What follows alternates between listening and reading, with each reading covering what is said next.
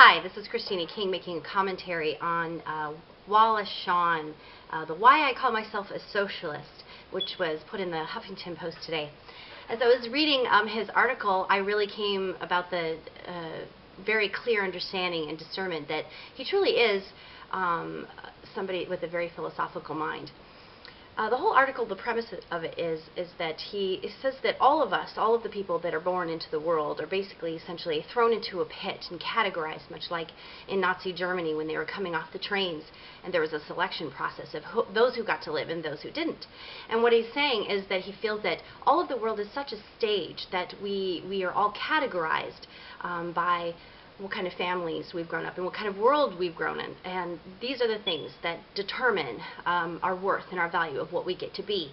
And some of us, unfortunately, get stamped as factory workers, and there could be a young girl that at an early age is working on the lines of a factory, sleeping on the floor 16 hours a day, working all for the wealth of someone else, and yet someone like him gets to be an actor and to have a good life. And so as he walks around the streets of New York, he's saying, I'm looking at the hustler on the street, and I'm looking at the young girl that's on her way to go work as a cashier, and I'm saying, why are they wearing these costumes? Because they could be so much. I think that's what he's trying to say.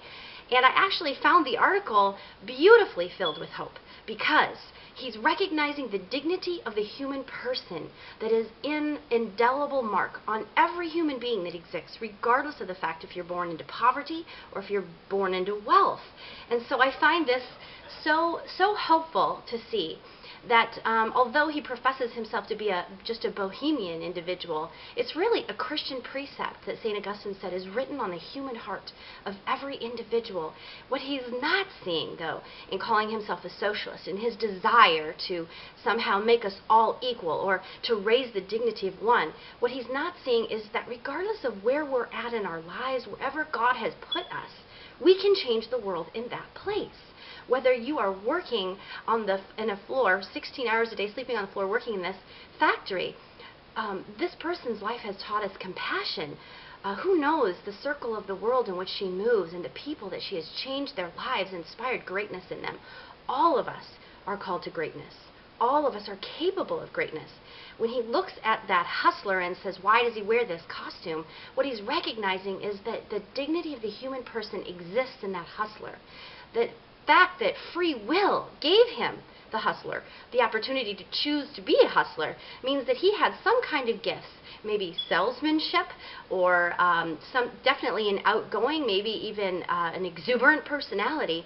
Instead of using those gifts to inspire greatness in the world, he has chosen through his own free will to become a hustler. Now, I would think that Wallace Shawn, this article, and by the way, this is the guy who did Inconceivable, you know, in Princess Bride, so I just absolutely love the character I see this guy play in many of the movies. Never realized quite an intellectual he is at seeing and not recognizing that socioeconomic status does not determine our worth and our value, and that's what he's mistakenly seeing. So that's my commentary, and I'd love to hear other people's comments. Just remember, we all are made in the image and likeness of God, and human dignity doesn't come with your quality of life. Quality of life, or someone's perception of someone's quality of life, does not mean that their life is or is not valuable. All of our lives are valuable regardless of where we're at, and we all can change the world. This is Christina King, and thanks for watching.